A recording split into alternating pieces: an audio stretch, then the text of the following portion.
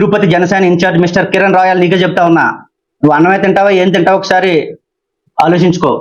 ఏం మాట్లాడతావు నువ్వు? 2022 సంవత్సరంలో జడా శ్రావణ్ కుమార్ దగ్గరికి హైకోర్టులో కేసు వేయండి అని చెప్పి వచ్చావు కదా. ఆ రోజు నేను కూడా ఆయనతో పాటుగా అడ్వకేట్ గా ఉన్నాను కదా హైకోర్టులో.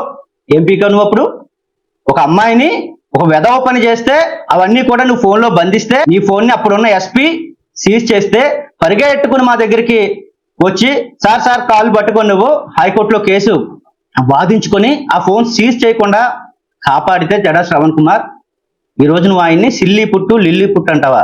నేను ఆ రోజు ఆయన కూడా ఉంటే నీకు ఎంత ఆ రోజు సహకరించామో ఒకసారి గుర్తుపెట్టుకో మిస్టర్ కిరణ్ రాయల్. ఆ రోజు నీ ఫోన్ కానీ బయటకు వచ్చి ఉంటే మీ రాజకీయ జీవితం ఆ రోజుతోటే సమాప్తం. దయచేసి గుర్తుపెట్టుకో. ఎవరైతే జడా శ్రావణ్ కుమార్ దగ్గరికి వచ్చి పనులు చేయించుకున్నారో, ఆయన ఆశ్రయించారో వాళ్ళందరూ కూడా ఈ రోజు మీ ఇష్టం వచ్చినట్టుగా బూతులు మాట్లాడుతూ ఉంటే చూస్తూ ఊరుకోవడానికి మేమేమన్నా ఎదవల్లా కనిపిస్తా ఉన్నాం మీకు?